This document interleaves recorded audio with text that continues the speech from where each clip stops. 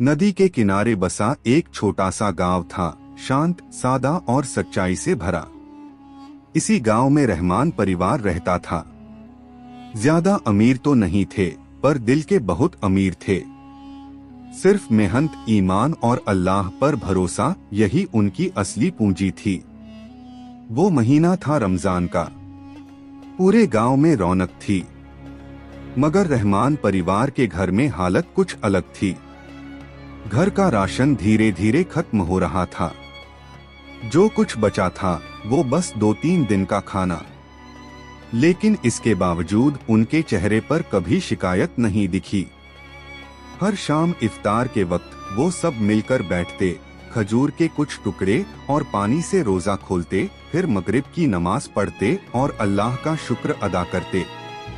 अजीम रहमान, परिवार के मुखिया, हमेशा कहते, शुक्र अदा करना ही सबसे बड़ी दौलत है।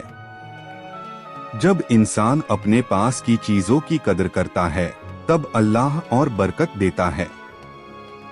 उनकी बीवी समीना और बच्चे रहमा व आदिल भी यही सीख चुके थे।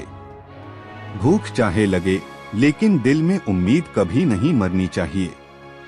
दिन बीतते गए। रमजान का तीसरा हफ्ता चल रहा था। एक सुबह जब सूरज की पहली किरण उनके छोटे से घर की खिड़की से अंदर आई, तो दरवाजे पर हल्की सी दस्तक हुई।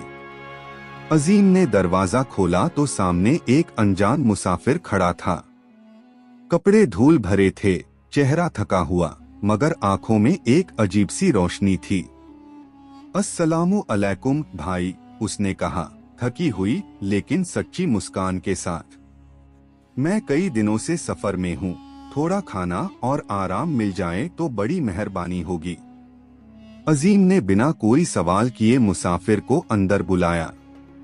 समीना ने जल्दी से जो थोड़ा सा खाना बचा था वही प्लेट में परोसा, कुछ सूखी रोटियां, थोड़ा दाल और पानी। मुसाफिर ने नम आंखों से कहा, आप लोगों के पास खुद कुछ नहीं, फिर भी इतना अपनापन। अल्लाह आपको सवाब दे। खाना खाकर मुसाफिर कुछ देर आराम करता रहा। शाम ढलने लगी, नमाज का वक्त आया। मुसाफिर ने भी अजीम के साथ नमाज अदा की। जब वो जाने लगा तो उसने अपनी जेब से एक छोटा सा थैला निकाला। भाई, ये अल्लाह की अमानत है, उसने कहा।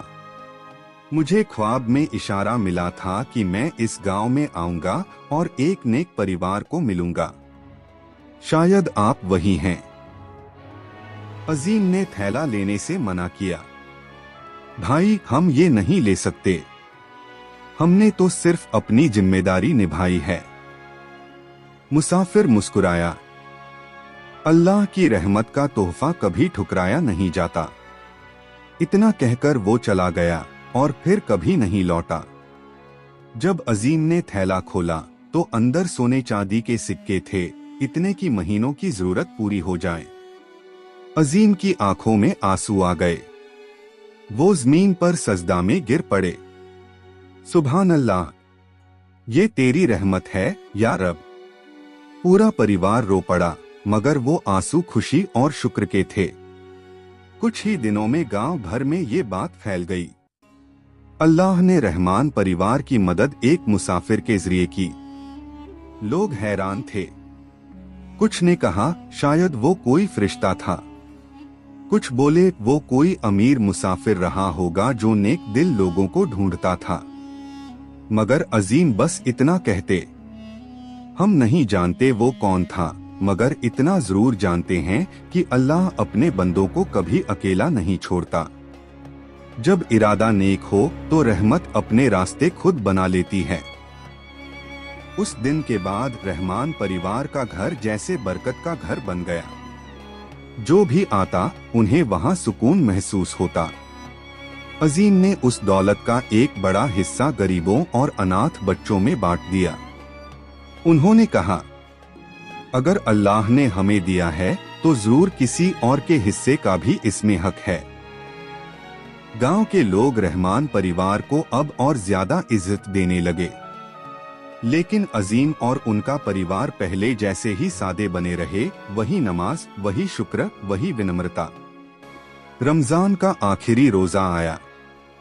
गांव की मस्जिद में इमाम साहब ने अपने खुतबे में